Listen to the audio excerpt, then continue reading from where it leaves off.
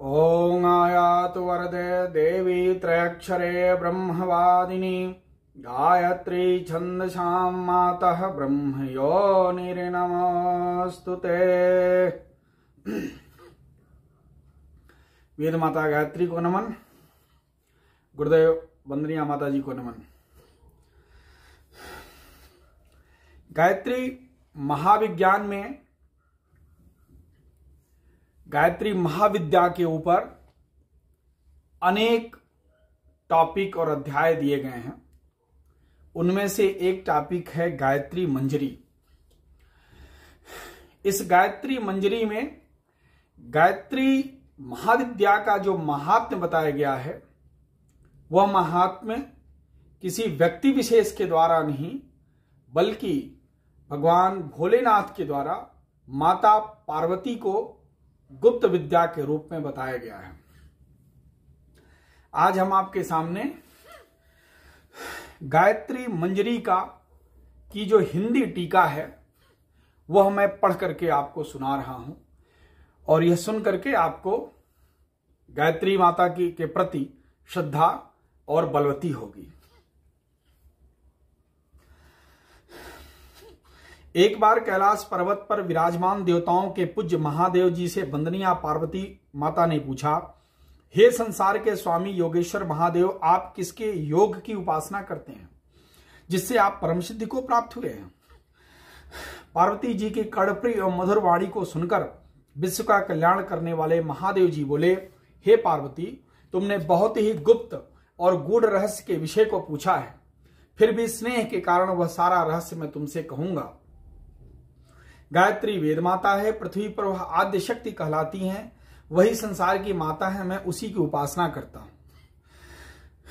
हे प्रिय, समस्त यौगिक साधनाओं का मूलाधार विद्वानों ने गायत्री को ही माना है।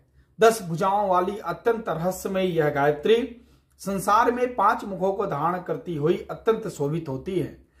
शिव के अत्यंत गूढ़ वचनों को सुनकर अतिशय जिज्ञासा वाली पार्वती ने शिव से पूछा, हे प्राणवल्लभ कृपालु, कृपा करके इन 5 मुख और 10 भुजाओं का रहस्य मुझे बताइए। पार्वती के इन कोमल वचनों को सुनकर महादेव जी पार्वती की शंका का समाधान करते हुए बोले, पृथ्वी पर गायत्री की जो महान शक्ति है, वह इस आत्मा में अनंत भाव से ओतप्रोत हो रही है। जीव 5 आवरणों को धारण करता है, वे ही कोश कहलाते हैं। हे पार्वती, उन्हीं को गायत्री के 5 मुख कहते हैं। अन्नमय, प्राणमय, मनोमय, विज्ञानमय और आनंदमय ये 5 कोश कहलाते हैं। इन्हीं कोश रूपी भंडारों में अनंत रिद्धि सिद्धियां छिपी हुई हैं, जिन्हें पाकर जीव धन्य हो जाता है। जो योगी इन 5 कोशों को वेधता है, वह भवसागर को पार कर बंधनों से छूट जाता है। जो इन कोशों के गुप्त रहस्य को जानता है, वह निश्चय ही परम गति को प्राप्त करता है।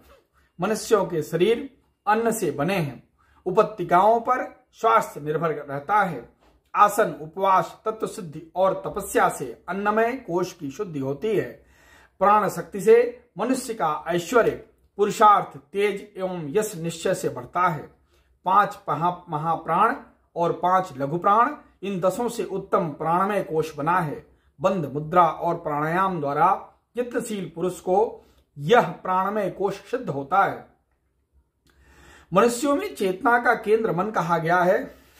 उसके वश में होने से महान अंतः शक्ति पैदा होती है। ध्यान, त्राटक, तन्मात्रा और जप, इनकी साधना करने से हे पार्वती, मनोमय कोश अत्यंत उज्जवल हो जाता है। यह निश्चय है। संसार का और अपना ठीक ठीक और पूरा पूरा ज्ञान होने को ही विज्ञान वेत्ताओं ने विज्ञान कहा है। सोहम की साधना, आत्मानुभूति, शरों का संयम और ग्रंथि भेद, इनकी सिद्धि से यत्नशील की आत्मा में हे प्रिय विज्ञान में कोश प्रबुद्ध होता है। आनंद आवरण की उन्नति से अत्यंत शांति को देने वाली तुरीय अवस्था साधक को संसार में प्राप्त होती है। नाद, बिंदु और कला की पूर्ण साधना से साधक में आनंदमय कोश जागृत होता है। विद्वानों ने गायत्री को भूलोक की कामधेनु माना है। इनका आश्रय लेकर सब कुछ प्राप्त कर लिया जाता है। 5 मुख वाली गायत्री विद्या को जो जानता है, वह निश्चय ही पंच तत्वों के प्रपंच से छूट जाता है। संसार में गायत्री की 10 भुजाएं प्रसिद्ध हैं। ये भुजाएं 5 शूल और 5 महाशूलों की ओर संकेत करती हैं। जो मनुष्य इन 10 भुजाओं के रहस्य को जानता है वह शूल और महाशूल के भय को नहीं पाता। दोष युक्त दृष्टि, परावलंबन, भय, क्षुद्रता, असावधानी, स्वार्थपरता, अविवेक, क्रोध, आलस, तृष्णा, ये दुखदायी 10 शूल हैं। संसार का कल्याण करने वाली गायत्री अपनी 10 भुजाओं से इन 10 शूलों का संहार करती है। हे पार्वती, कलयुग के मनुष्यों के शरीर पृथ्वी तत्व प्रधान होते हैं, यह तो तुम जानती ही हो। इसलिए अन्य युग में पैदा हुए सूक्ष्म तत्व प्रधान मनुष्य सिद्धि और तप के अधिकारी नहीं होते, फिर भी वे गायत्री के पंचांग योग की सिद्धि द्वारा उन गुणों की सर्वश्रेष्ठ सिद्धि को प्राप्त करते हैं। उत्कृष्ट साधकों द्वारा जानने योग्य गायत्री का वाम मार्गी तंत्र साधना अत्यंत उग्र और प्रचंड है, इसलिए विद्वानों ने इसे गुप्त रखा है, जिससे कुपात्रों द्वारा उसका किसी प्रकार दुरुपयोग न हो। हे प्रिय, विद्या का तत्व गुरु के द्वारा ही हृदय में प्रकाशित किया जाता है, बिना गुरु के वह विद्या निष्फल हो जाती है। गायत्री पराविद्या है, अतः उसके फल की प्राप्ति के लिए साधक को ऐसा गुरु करना चाहिए जो गायत्री तत्व का ज्ञाता हो। जो गायत्री को जानता है वह सब कुछ जानता है, जो इसको नहीं जानता उसकी सब विद्या निष्फल है। गायत्री ही तप है, योग है, साधन है, वही सिद्धियों की माता मानी गई है। इस गायत्री से बढ़कर कोई दूसरी वस्तु नहीं है। गायत्री मंजरी के इन 44 श्लोकों में भारतीय अध्यात्म विद्या का जो सारांश प्रकट किया गया है उसका भली प्रकार मनन करना चाहिए। और मेरे विचार में यदि आप गायत्री मंजरी के श्लोकों का ठीक ठाक उच्चारण नहीं भी कर पाते तो ये हिंदी पाठ जो मैंने किया है इसको आप बार बार अगर सुनते हैं तो भी आपको मां गायत्री के प्रति अगाध श्रद्धा विकसित होगी। जैसा कि आपने सुना, साक्षात महादेव ने कहा कि इस गायत्री विद्या को एक परम पूज्य गुरुदेव का सानिध्य मिला, जो गायत्री महाविद्या के सबसे बड़े साधक और ज्ञाता हुए हैं। उनसे साक्षात हम सभी को गुरुदीक्षा प्राप्त हुई है। अतः इस सुअवसर का लाभ उठाएं और गायत्री महाविद्या पर अपनी निष्ठा को प्रगाढ़ करें।